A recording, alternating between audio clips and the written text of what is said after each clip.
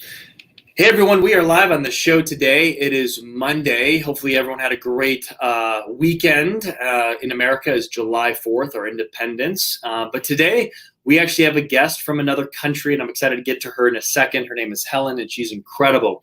But if you are watching our show, this is based on my best-selling book, You Versus You.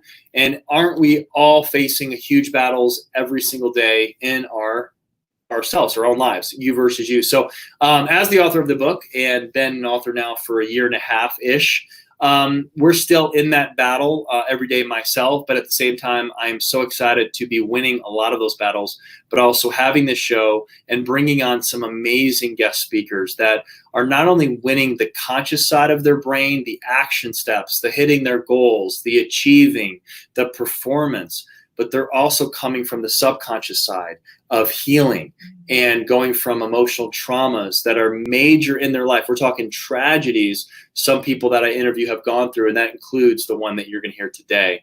So I wish I can go to New Zealand very soon, but we have an amazing lady, Helen, from New Zealand, and she is just a ray of sunshine. She's amazing. I've had the pleasure of being her conscious coach now for about a month and a half. And she has been such a blessing in my life and the blessing to our founding members of the Inside Out Institute. We have her today all the way from New Zealand. So it is Tuesday morning, her time. So Helen, thanks so much for joining us. Would love to know a little bit about you, your background, etc. If you could just kind of go into a little bit of your story there, and then I have some very specific questions for you. So thanks so much for being on the You Versus You show. Todd, thanks for having me on the show. I'm really excited. Yep, it's midday here in New Zealand, so it's a little bit colder than it is over the other side of the world. But Right. just a little bit about my background. So I sort of grew up in a family where I didn't really feel like I fit. I used to ask my parents whether I was adopted or not. That's how I just didn't really fit into that whole thing. And that sort of stayed with me my whole life. I sort of felt like I was a little bit of a misfit. I was very athletic, played loads and loads of sports, was very clever at school and achieved well. But, you know, I was always carrying this huge burden of never quite knowing where I fit in this world. And so, of course, that sort of transferred into my work life. I've done many, many different things, you know, from working as a nurse to working as a nanny, going overseas, loads and loads of different things. But I sort of more recently came back into the health sector. I've been working in the health sector since 2008, and I moved from running a program for 4-year-olds into health IT. So quite a contrast there, but you know, that just really sort of suited where I was at the time. But, you know, I then sort of was always labored or always troubled by this huge amount of baggage I was carrying, and I just didn't know how to find me and how to find my dreams within it all. So how long, so you're talking about emotional baggage, I'm assuming, right? Yeah. How is there anything specific that you were carrying around for years that maybe you didn't know or you didn't have the self-awareness about until recently, or kind of through your own transformation? Sure. So I ended up really very, very sick. First of all, I had chronic fatigue in my very early 20s. And then when I was 30, I was got what they thought was Crohn's, and I was in and out of hospital a lot. So as it turns out, you know, I have a whole host of things that I've been trapping inside me. I'm a bit of a perfectionist, so I was very hard on myself. So I was locking in things like guilt and frustration and abandonment and all those sorts of real deep fears. I had a lot of jealousy. I would look at other people and go, how come they've got that so easily? And I've worked so hard and I'm not even anywhere close to it. So I carried a lot of jealousy. What else did I carry? I probably just about had the whole host of them, to be honest with you, Todd.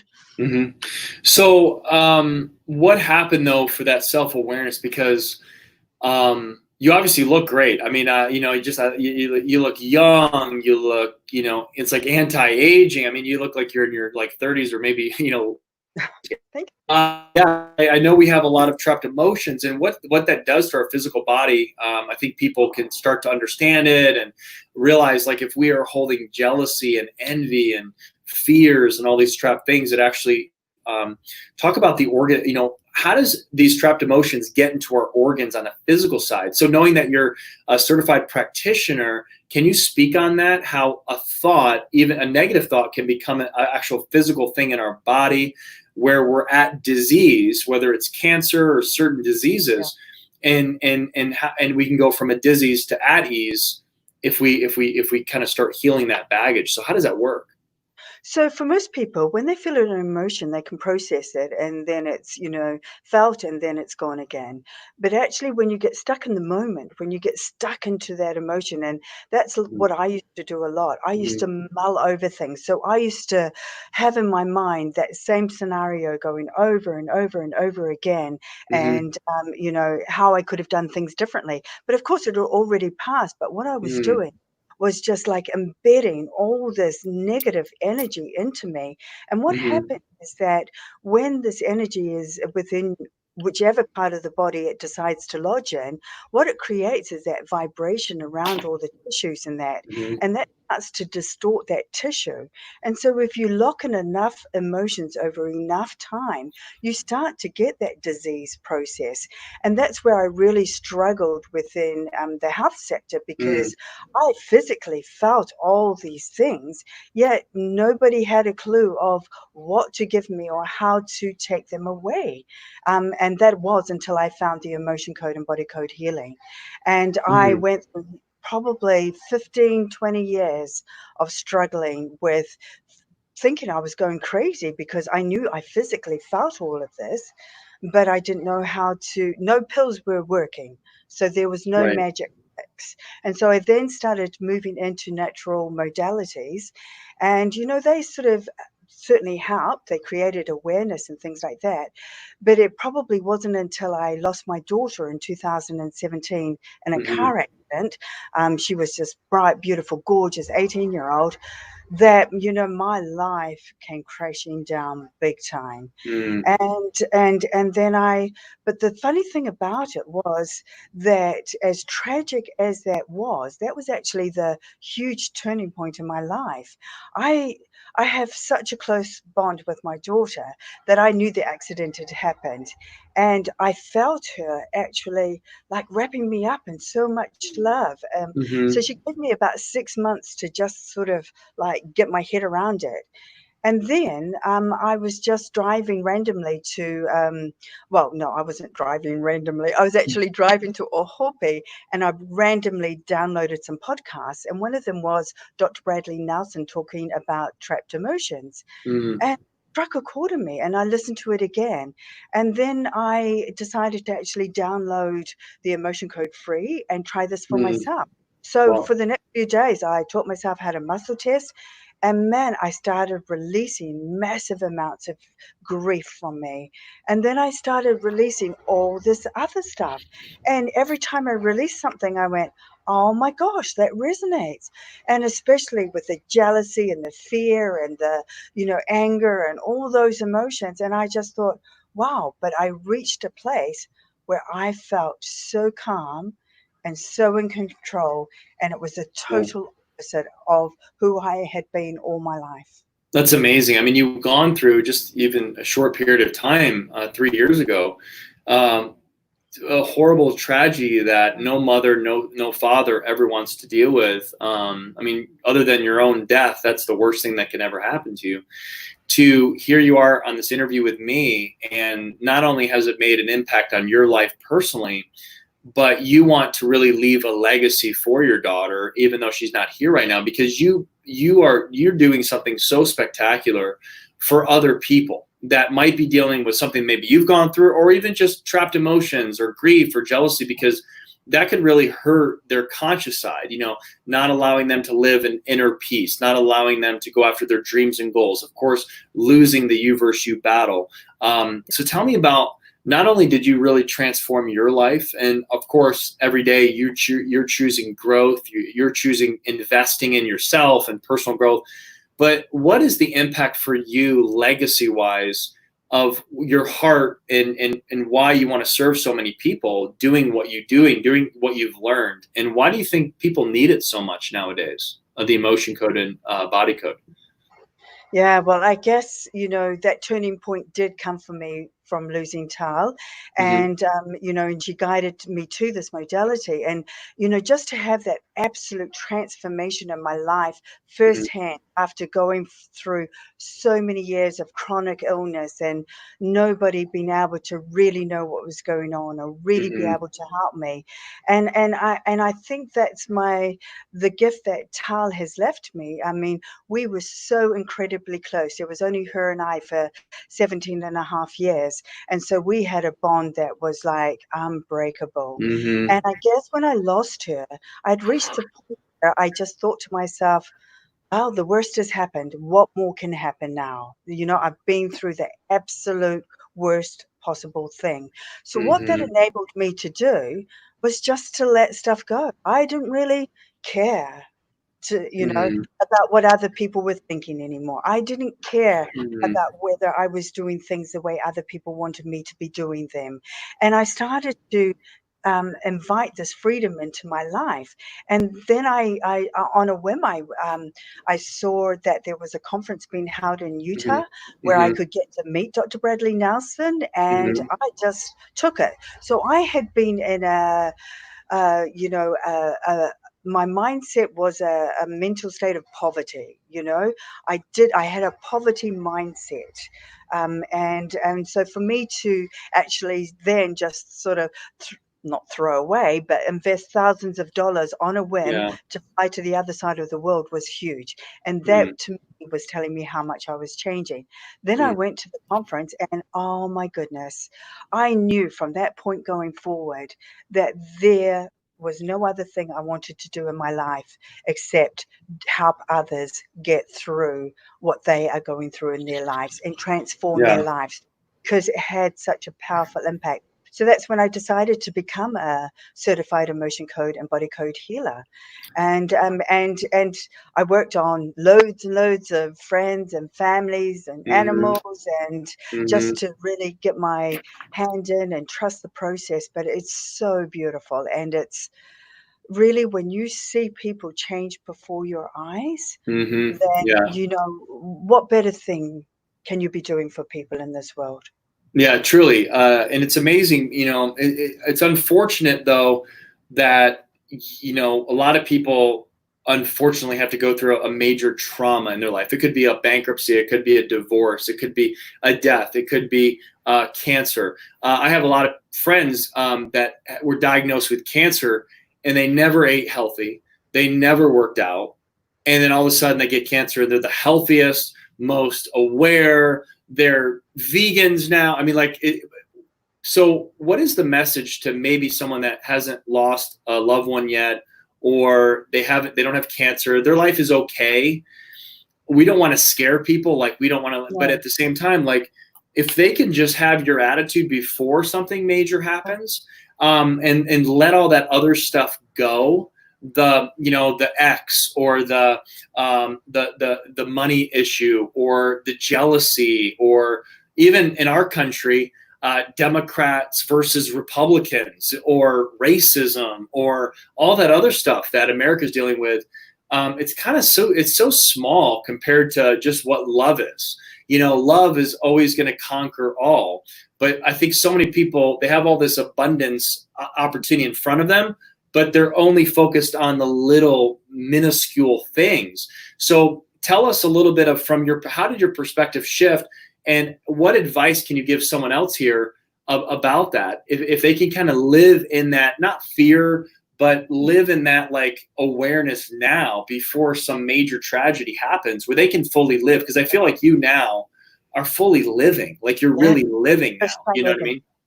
Yeah. Mm-hmm. First time ever I'm living. I really Hmm. feel like the rest of my life is in front of me. I really Hmm. feel like I've got opportunities that I could only dream about before. And probably that's what I want to say. Like I've always been a dreamer, right from Hmm. a very, very young age. And that's what I want people out there to know is don't give up on those dreams. Don't give up on you. There are loads of things that happen to you or that people say to you. And I Hmm. just want you to understand that that doesn't have to shape the life you live. Like once we understand that these emotions, negative emotions can get trapped inside of us, Hmm. then we can also understand that we can also release them. So it's our choice whether we choose to live in a negative mindset or a positive mindset. And It is. that will truly make the difference. The other big key thing in my life was people develop something called a heart wall, whereby, your organ is so super sensitive that, when we come up against any hurt or any heartache whatsoever, the first thing we want to do is go and protect our hearts. And what we Hmm. end up doing is that we often wrap a lot of emotions around, so we get this really thick heart wall that then desensitizes us. So I would, ask people, look at your life. Are you happy? Are Hmm. you living? You know, are you living to be the best version of yourself? If Hmm. the answer is no, then, take this opportunity, take a risk and, try something, because this is the most beautiful healing modality. It can be done anywhere in the world. I work on people on the other side of the world. Most of my healing is Hmm. done remotely, and it's gentle, it's calm, and it's so freeing. Yeah, it And is. I had this 20 years ago. Oh my goodness. So what I'm Yeah. telling people is don't wait for that time that it all comes crashing down on top of you and you have nothing left to lose. Yeah. Don't be Yeah. be that person that says, "Hey, yeah, look, I've had some shit stuff happen in my past." But Yeah. the past is exactly that. The past is past. You don't have to live in it anymore, and you don't have to carry it through into your future. You can actually release it. So, Yeah, and yeah. that's really what the U versus U battle is about. Because in a nutshell, I just got off a coaching call myself with a wonderful other practitioner from Alaska, and it's interesting because if you look at even like the workouts that we do or not do, or the food that we eat that's good or bad, our relationships, our marriage, or our significant others, or even our dog in our cat relationship, it's like you're either growing or declining. And you said before, you said this word choice, right? You have a choice. And that is our superpower. It really is. Like, thank God for free will, because we all have the choice to change or the choice to fail. So people that are afraid of failure, you can choose to be a failure, but you can also choose to live in your dreams and actually go after it. But what's interesting is the fear thing. So it's like, I have the choice to go live my dreams, but what if this happens? What if I don't have enough money? Or what if I can't afford it? Or what if I don't know the right people? It's all about who you know, right? So if I want to be an actor, I don't know anyone in Hollywood, so I better not do it because I don't know anyone. But that doesn't mean I'm not going to get to know anyone. If I have a dream and I stick to it, I make a choice to grow. That's what's powerful. So let's talk about the choices that you've made recently. So you've made a couple of key choices recently. Number one, you made a choice to get on a discovery call with me. You made a choice to say yes to something. And you also made a choice to be one of our founding members in an institute that is based out of America, but we're obviously global and we have many countries already. So tell me about your thought process of making this choice, and that you're really taking a stand to not only just focus on the subconscious side, but really getting clarity on the conscious side. How does that feel? What's happening? What are some things that have already shifted for you, in your life, if you want to give maybe some examples? Okay. So what really happened is that, this is how you can think about things. So Hmm. when COVID-19 happened and we Hmm. went into lockdown, there were so many people that were going, "Oh my gosh," Hmm. and I was actually finishing my job the day after we went into lockdown. So I had no job as soon as we went into lockdown. I was also supposed to be shifting up north, and I couldn't do either of those things. But I just Hmm. thought, hey, so this is the way it is. And Hmm. so I chose to spend that time. I went for a huge number of really long walks where I listened to podcasts of Mm. really positive people, like Super Soul Sunday is I love that because Yeah. you get to listen to really amazing people like Bob Mhm. Iger and, medical transformation guy, Dean Ornish and his wife, Anne. And, Mhm. when I was listening to that, that was, helping me to always have that positive mindset and Mhm. to believe and to trust. And I think once you have that start happening in your life, that then starts you setting up other things. And Mhm. like I'd also been meditating, I took the opportunity to meditate and meditate deeply. And really, I felt that my life could be so much more than what it was. And so what happened, like a Mhm. couple of days before I was actually shifting, I I just happened to respond to a post of Emmanuel's, and then he said, "Why don't you give Todd a call?" Mhm. Mhm. Discovery call. I didn't know what I was getting myself into, but I just trusted that that was right, that that was good Mhm. for me. And then I got on the call with you. Now, one of the questions was, how much would you invest in yourself? Now, Mhm. remember, I've come from a poverty mentality. I don't have loads of money around me. But you know what? I ticked the top box because I believe that given the right circumstances, I would Mhm. invest so much money in myself. So Absolutely. then on the call to you, and then when you said, what I was going to invest, I just decided. I made a decision to myself. Like I was momentarily like freaked out thinking, "Oh, how am I gonna manage, this?" But then I Right. just thought to myself, "Trust, trust. This is Yes. all happening for a reason." Yeah. And if you just think about it, you can create, or you can bring, awareness to how you can make this happen. And so I just did that. And next thing, yep, it happened. Mhm. And yeah, it's a little lonely being the only one here in New Zealand. I'd quite like to have some other people along on the journey, but Yeah. not for a moment do I regret it because I'm now surrounded by a Yeah. global family. People who are so like-minded, Mhm. who I don't have to explain why I'm the modality I've been gifted with. I don't have to explain that at all. So Right. these people just get it, they understand. And I guess when I got into the institute, reading your book, brilliant.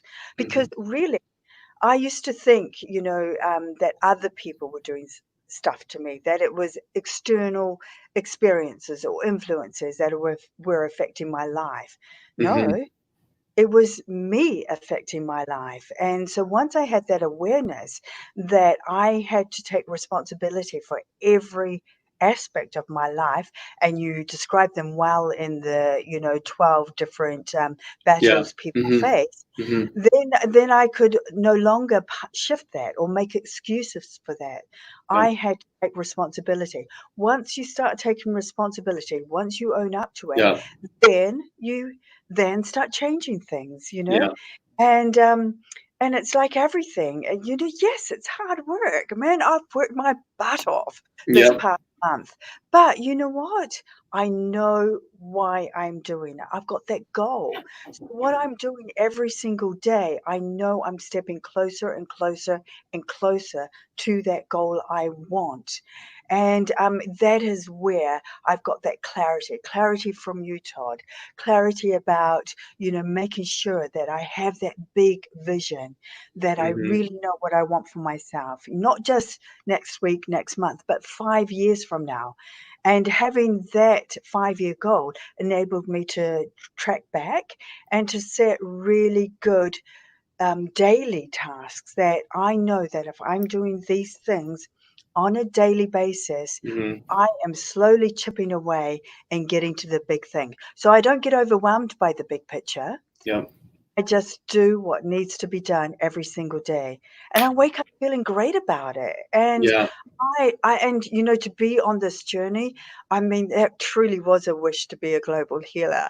And I Mhm. never knew how Mhm. that could happen. And suddenly here Absolutely. is this opportunity.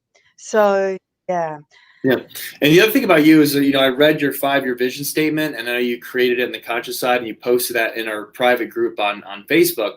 And you're a big dreamer. And I want to go back in our last question here, and then we could tell us. It looks like you put your handle on Instagram at healing2bu_, and then yep. So follow her on Instagram, everybody. She's amazing. But you put always be a dreamer. And I really feel like we have a lot of clients, and we have a lot of practitioners and leadership coaches. And everyone, always gives it their all, their first try. But you have been the only client I've ever had that I didn't have to really touch your 5-year vision statement, which is really cool. And not that there's a right way or a wrong way to do it, but you were very, very specific. And I can feel it, I can touch it, I can smell it reading your 5-year vision. So anyone that's watching this, let's just say over the age of 30. Okay, so if you're watching this over the age of 30, I think in our country, in America, I think people stop being dreamers. I think people become realists, and they're just like, well, it is what it is. I didn't get the dream job, I didn't get the dream guy or the girl, so I'll just settle. And so many people just settle, and then what they do, they become a critic. And that's where the jealousy and the envy come in, and they want to tear down other people's buildings, because what really is happening, they didn't really build their building. So how can somebody over the age of 30 or higher get back to that childlike dreamer?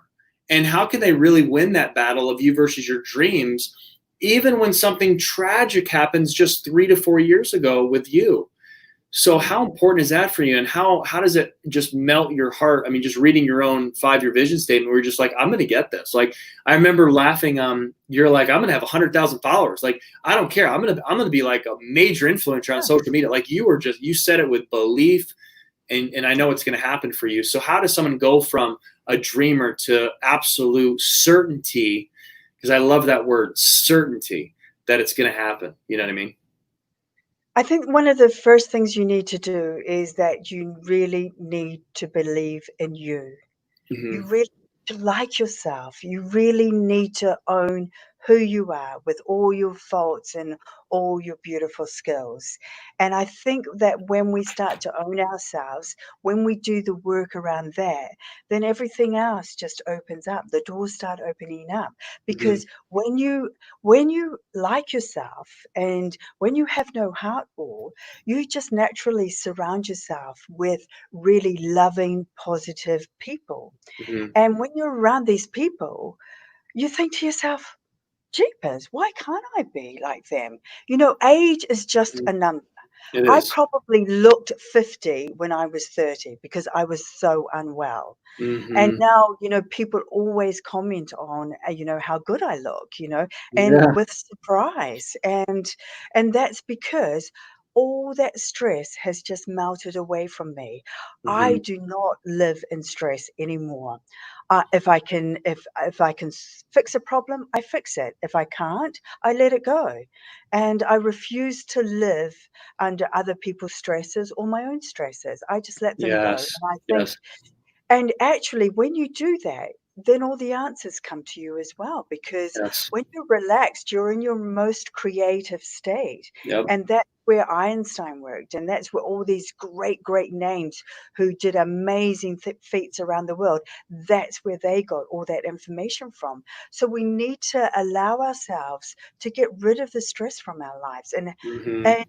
And I think that's about taking ownership of ourselves again, like reading You versus You. Seriously, if you have not read that book, go and read it, because all the battles are within ourselves. I Mm-hmm. mentioned that earlier, and I cannot, emphasize that enough, that it comes back to the work you do on yourself. We all make mistakes. I've done some crazy stuff in my life, Mm-hmm. and I've done things I'm not proud of, but I don't let those hang over my head anymore, because Yeah.